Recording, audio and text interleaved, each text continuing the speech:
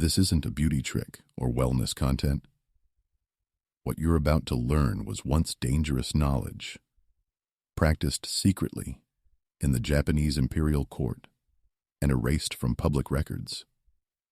A 2-minute morning breathing ritual so powerful it alters skin blood flow before you even wash your face. It was too effective, too fast, and potentially destabilizing for some, hence its suppression. You're already paying the price of not knowing it. Dull, puffy, uneven skin, fine lines despite sleep. This isn't age, genetics, or lack of products. That's a lie of omission. The true cause lies deeper, in your nervous system, activating within 5 minutes of waking. Ancient Japanese elite physicians knew what modern dermatology ignores. Facial aging, or glow, depends on how the brain and breath manage the morning cortisol surge. They reset the system, not applied creams. This isn't meditation or Zen theater. It's a precise neurological maneuver, a breathing ritual designed to instantly shift the body from survival to repair mode. Most people shock their system upon waking with phones, thoughts, anxiety, locking skin into low circulation and high inflammation for hours, leading to anti-aging failures. This ritual intercepts that moment. 2 minutes, no tools, no belief, just biology. Once activated, you cannot unknow your body's capabilities. That's why it wasn't for everyone. Assuming skin aging is a slow, time-based process is costly. Facial aging is an acute neurological event repeated every morning. Upon waking, your brain decides if you're under threat or control. Threat spikes cortisol, constricts peripheral blood vessels, sacrificing skin first. Less oxygen, glucose, and repair. Felt as tightness, puffiness, or a gray tone, no serum fixes. Modern life wrongly trains your nervous system daily. Alarms, notifications, pressure, even rushing, push you into sympathetic dominance. From then, your skin is actively starved for 10-12 hours, not gradually aging. This is the hidden stake. Your nervous system sabotages skincare before it begins.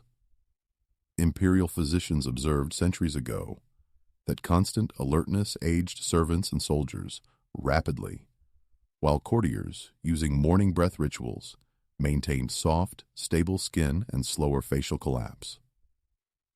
This was nervous system conditioning, not genetics. The body cannot regenerate skin in perceived danger.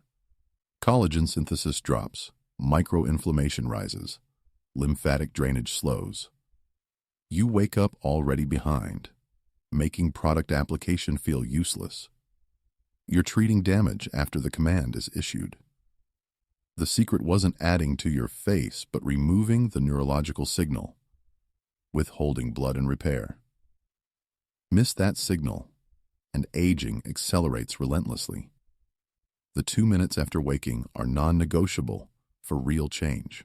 The ritual, intentionally unnamed publicly, was known within the imperial court as the morning regulation, a quiet adjustment before speech, food, or light. Outsiders would see simple controlled breaths, eyes half open, body still. Yet, it was a deliberate neurological reset. They understood, pre-neuroscience, that the body wakes fragmented. Brain, organs, circulation, skin unsynchronized.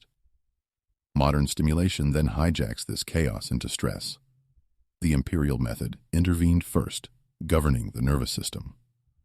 By controlling breath at a specific rhythm post-waking, they forced coherence between brainstem, vagus nerve, and peripheral blood flow, overriding the sympathetic surge and imposing parasympathetic dominance. Its simplicity made it disrespected, its power unshared. Western medicine later encountered fragments, stripping them of timing and precision, turning them into generic relaxation techniques, thus vanishing the effect. Timing is crucial. Later in the day, it relaxes. In the first minutes after waking, it reprograms the entire biological day. This distinction was the true secret. Skin glow was a visible side effect of a system under control. The method survived in whispers, where appearance signified stability and power. They prevented degeneration, not chased youth. Understanding this makes the ritual surgical, not mystical.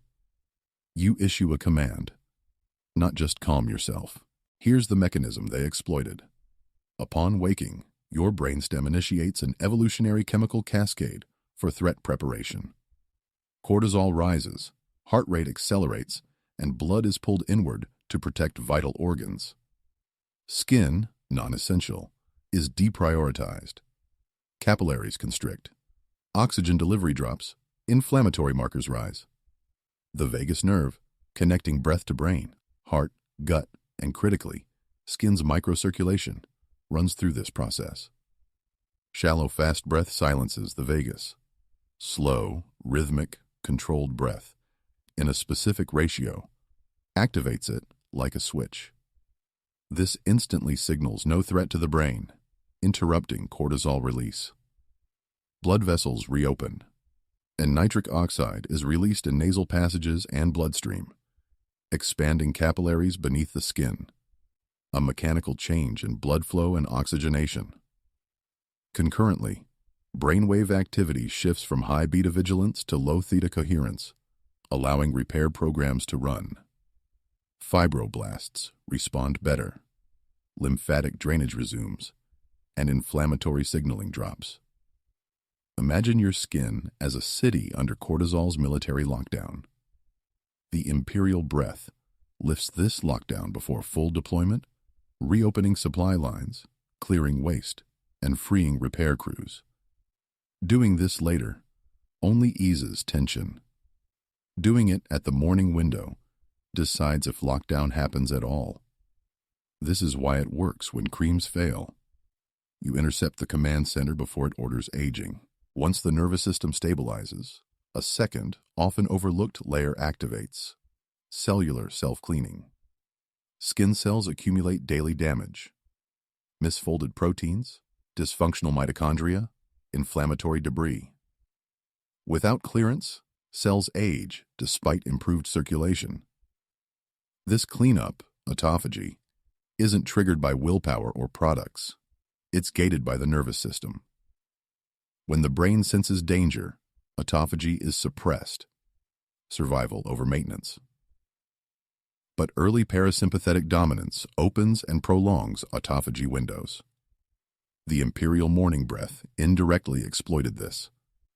By lowering cortisol and increasing vagal tone, the body permits cellular housekeeping. Simultaneously, BNF, a neurotrophic factor for plasticity and repair, modestly rises, improving nerve-skin tissue signaling. Mitochondria increase efficiency, reducing oxidative damage. This results in slower collagen breakdown, improved elasticity, and reduced low-grade inflammation causing uneven tone and sagging. The resulting glow is clarity, not just shine. Skin is less reactive, swollen, and more ordered. Often mistaken for hydration or luck, it's the visible outcome of a system permitted to repair, not defend. Abusing this state with immediate stress can undo it. The ritual opens a door, and subsequent actions determine how long it stays open. Preparation. Before the breath is crucial, the ritual fails if you're already hijacked. Upon waking, do not sit up quickly, reach for light, or speak. Your nervous system is still plastic. Remain lying or seated upright, spine neutral, feet on floor if possible.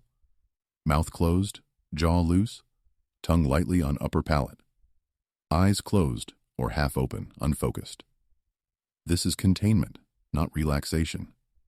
The body must feel still and safe before the command. Nasal breathing is mandatory. The nose is a biochemical reactor, not just an airway. Mouth breathing bypasses nitric oxide release, breaking the mechanism. Shoulders must not rise, signaling effort, read as threat. Abdomen should move subtly, not pushed or sucked. A hand on the lower belly helps anchor. preventing unconscious tension. Rushing is the biggest mistake. If your mind plans the day, you're late. Take 10 seconds to let attention drop into the body. This pause differentiates it from generic breathing exercises. Imperial practitioners treated this moment with seriousness. Only when the body is quiet yet alert do you begin the 2-minute sequence. Otherwise, it's decorative, not functional. Now, the precise sequence. Inhale slowly through the nose for a count of 4, allowing air to arrive naturally, not forced. At the peak, pause gently for 2 counts. A suspension, signaling no threat to the brainstem. Exhale through the nose for a count of 6, longer and slower than initially natural.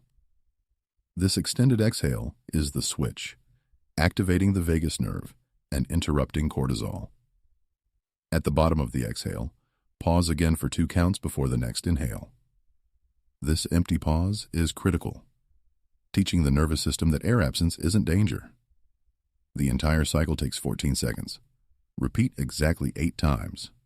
No more, no less. During each exhale, direct attention to your face, sensing warmth, heaviness, or subtle pulsing, not imagining glow. If thoughts arise, let them pass without engagement. Effort interferes. The breath should feel almost boring. That indicates it's working.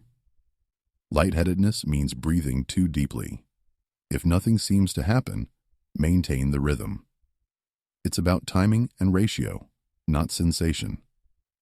After the 8th cycle, remain still for 10 seconds, allowing the system to settle. This silence is part of the protocol. Breaking it halves the effect. While breathing, specific changes unfold subtly. Within 2 cycles, heart rate variability increases, a direct marker of vagal activation, signaling re-established control to the brain. By the 4th cycle, cortisol output flattens. Blood, previously pulled inward, releases back to the periphery. Tiny skin vessels reopen, subtly changing oxygen delivery, which some feel as warmth in cheeks or behind eyes. By the 6th cycle, nitric oxide levels rise in nasal cavity and bloodstream, improving endothelial function and microcirculation. Lymphatic flow, lacking its own pump, resumes as diaphragm rhythm deepens, clearing waste, causing morning puffiness. At the neural level, brainwave patterns shift to low theta, a state for early sleep and deep learning, prioritizing repair signals. Fibroblasts receive clearer instructions, inflammatory messaging quiets, and skin barrier function stabilizes.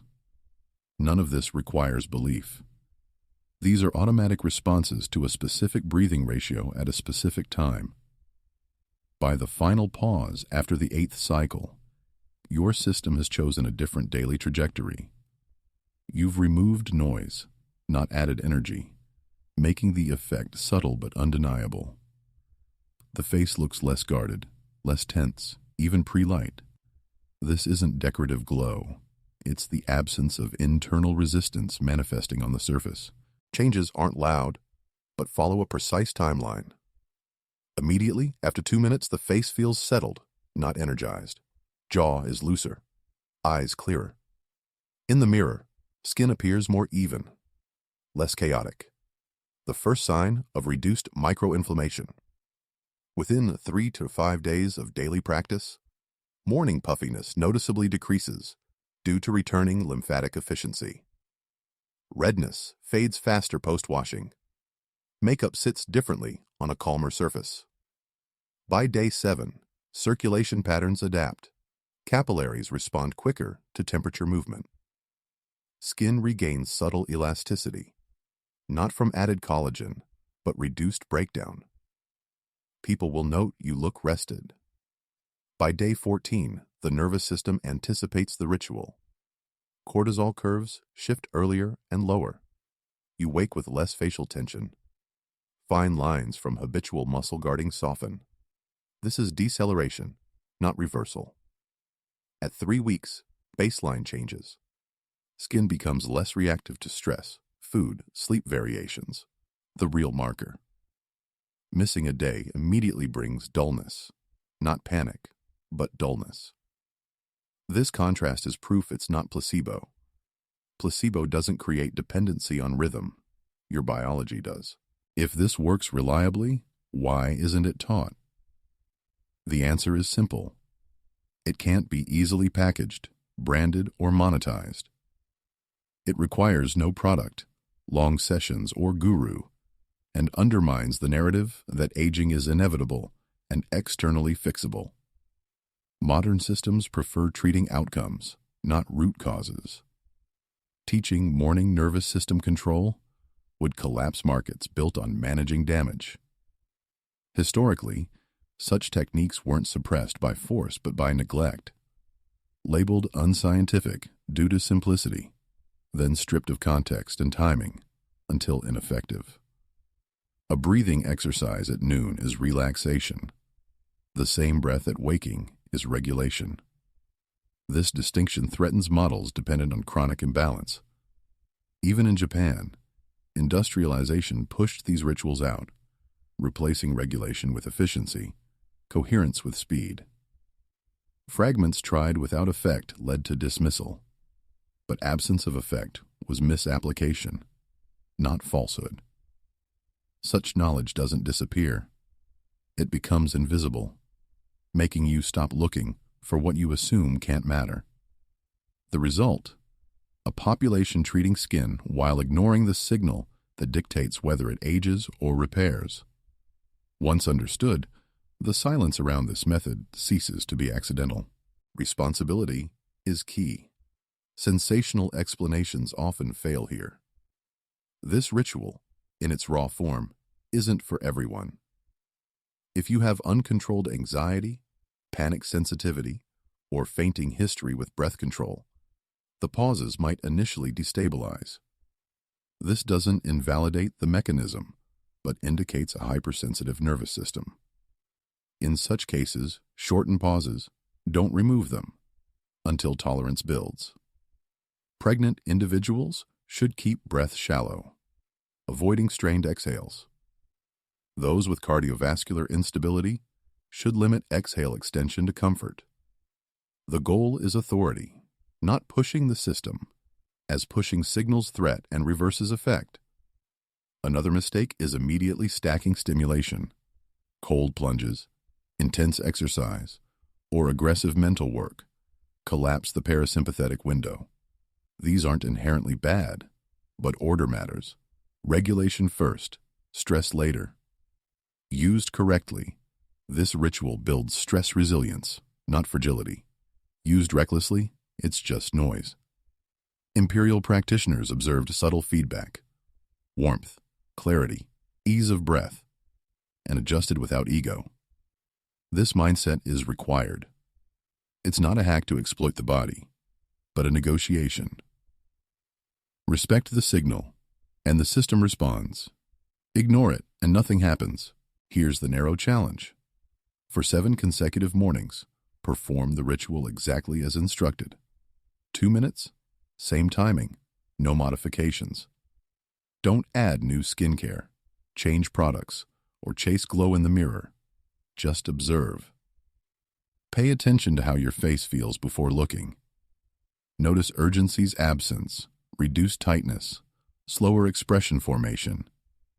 Throughout the day, observe skin's response to stress, heat, or sleep deprivation. The test is contrast, not perfection. On the 8th day, skip the ritual once and observe the difference the next morning. That gap is the data. If nothing changes, your beliefs remain intact.